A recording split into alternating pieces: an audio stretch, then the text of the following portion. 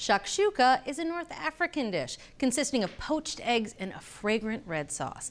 It is becoming very popular, popping up on brunch menus everywhere, and I was even served it on a plane recently, which says a lot about Shakshuka and that airline.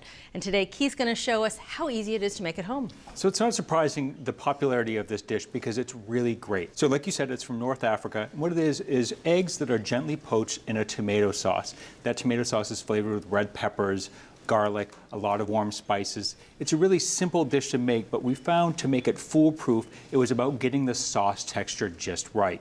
So we're going to start with a 28-ounce can of whole tomatoes that I've drained as the base of our sauce. I'm just going to put this into a blender. Now we really like whole tomatoes because they don't have any additives in them and they break down nicely. Our next ingredient are roasted red peppers. So I have 1.5 cups of jarred roasted peppers here. We've drained them. It's going to go in the blender with our tomatoes. Okay. So our next ingredient, and this is one of the first key ingredients to our sauce, was pita bread. Now you normally see shakshuka served with pita bread, but actually we're going to take a little bit of that and put it in the sauce. The starches from that are going to thicken the sauce and keep it nice and cohesive and a nice texture all the way through cooking.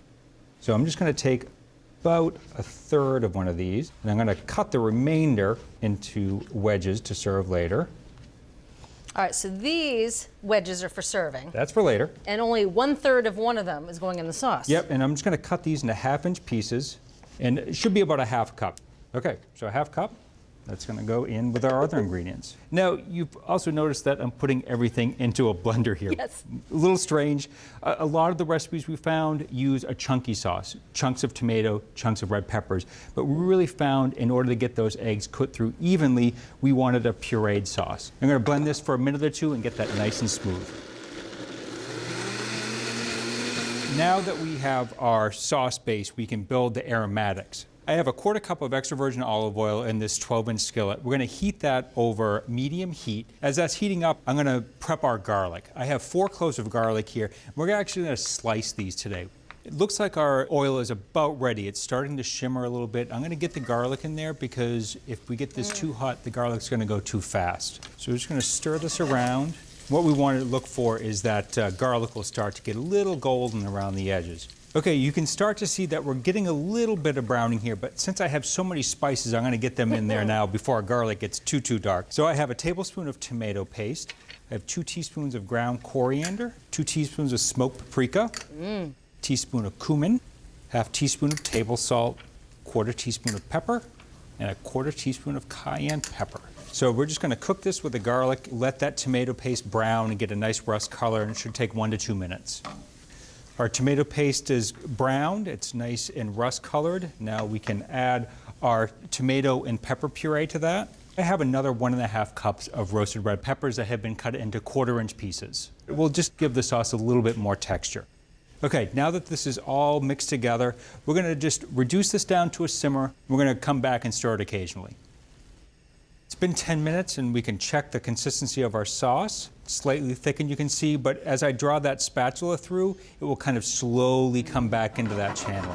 So I think we are ready to cook our eggs. So I'm actually going to remove this from the heat. I'm actually going to remove it from the burner too because we don't want any more heat going into this as we put our eggs onto the top. So I'm just going to smooth that off, make a nice place for our eggs to sit. I'm just going to take a spoon and make some indentations on the top of this. 7 indentations around the edge and 1 in the center to cook our 8 eggs. Okay, so I have 1 egg here and I'll start and I'm going to ask you to help me crack some eggs. You got it. Egg number 8. And that goes right in the center. We still have one problem, is that eggs have a tendency to cook differently. The whites are going to take a little bit longer to set than the yolks do. So we're going to give the whites a little bit of help. So what I'm going to do is I'm going to start taking this sauce and pulling it up over those whites all the way around. All right. What do you think? I think it's interesting. Egg art. We're going to slide this back over to our burner on medium heat. So we're going to bring that up to a simmer. Once that's simmering and kind of bubbling over the entire surface, we're going to put our lid on and cook that for about 4 to 5 minutes. And we're going to come back after 4 to 5 minutes and check to see if the eggs have started to film over. If they haven't started to film over, we can adjust our heat up or down. And then after that initial 4 or 5 minutes, we're going to cook it for another 1 to 2 minutes until the eggs are set. Okay. Getting the eggs to cook evenly in shakshuka can be tricky. Here's why. Inside a pan, heat moves in convection currents. The liquid at the bottom of the pan heats up and travels towards the top. When the sauce is jam-packed with big pieces of red peppers and tomatoes, the chunks inhibit the convection currents that transfer heat to the eggs, so they cook unevenly. Pureeing the sauce, however, ensures that the eggs are surrounded by a consistently smooth fluid sauce that the convection currents can easily move through unimpeded. And that's why using the blender is key to evenly cooked eggs in our shakshuka. Let's check on our eggs. It smells great. Oh, it looks great too.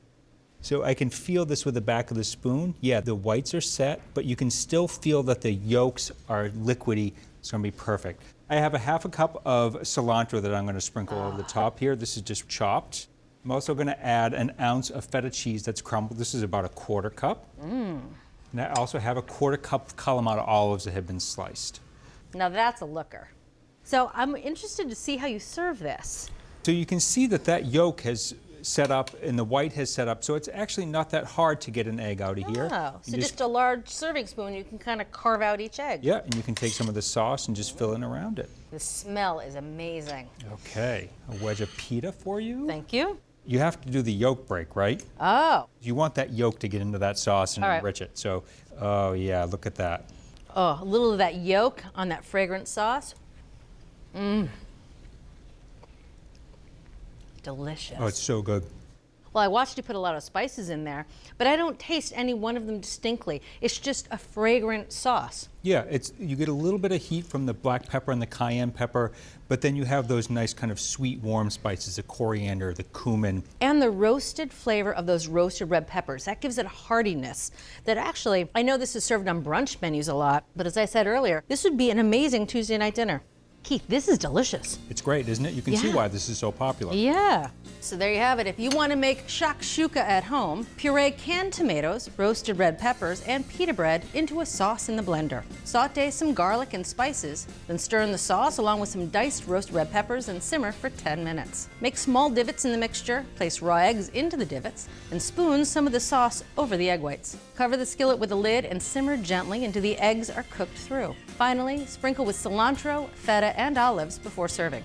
From America's Test Kitchen to your kitchen, a great new recipe for eggs in spicy tomato and roasted red pepper sauce.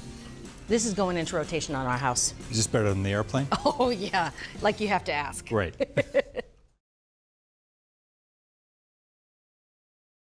Thanks for watching America's Test Kitchen. What'd you think? Well, leave a comment and let us know which recipes you're excited to make, or you can just say hello. You can find links to today's recipes and reviews in the video description. And don't forget to subscribe to our channel. See you later. I'll see you later.